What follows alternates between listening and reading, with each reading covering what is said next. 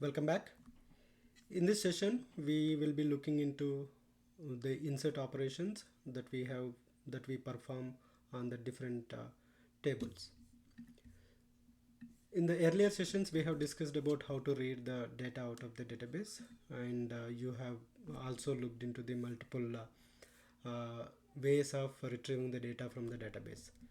So for that data, you must have the data inside the tables to read the data. Just to make you aware of the uh, high level operations, just we have discussed that. But to insert the data, we will be using the insert into.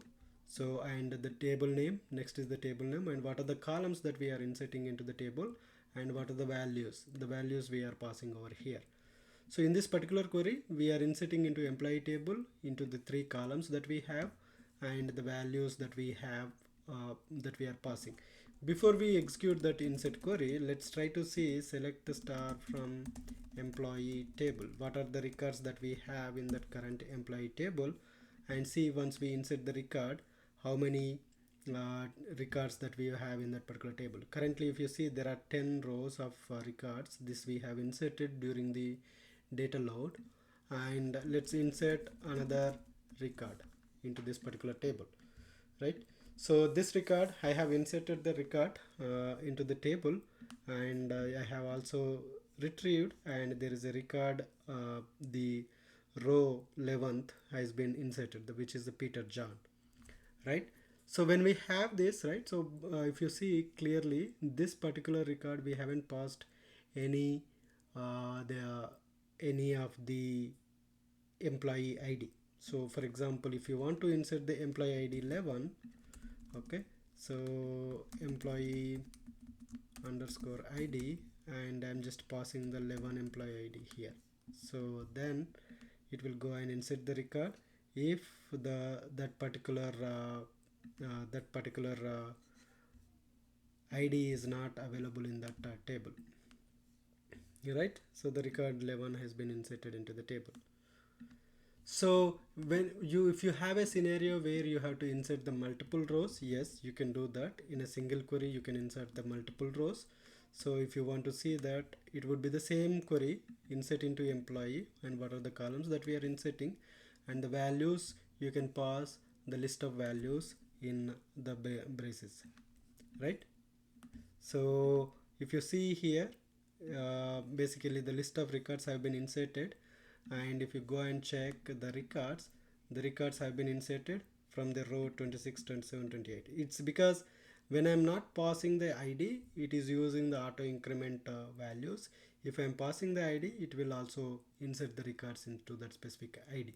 So for example, if I want to pass the same employee ID 12, 13, 14, yes, it would accept 12, and I would say here is the 13, and here I would say 14.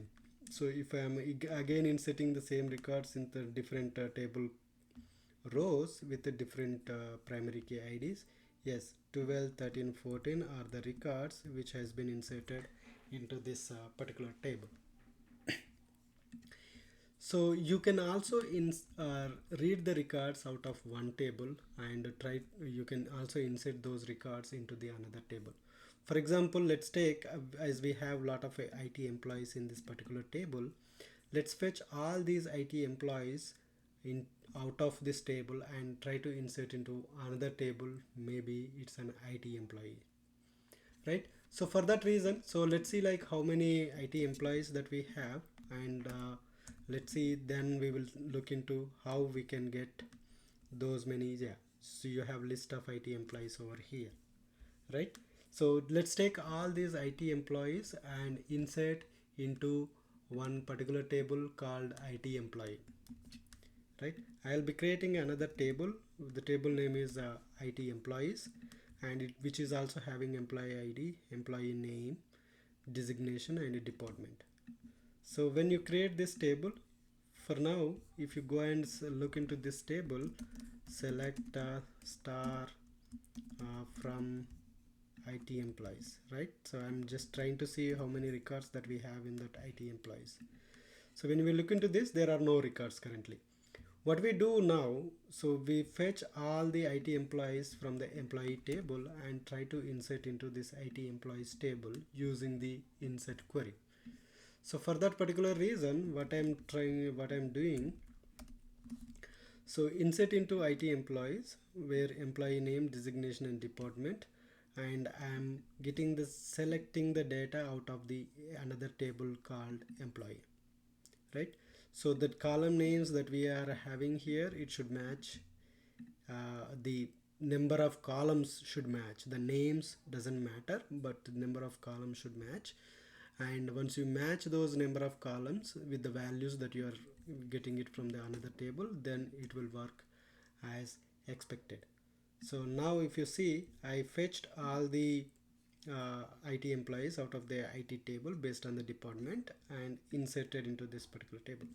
Now if you go and see IT employees table, you have around 11 records.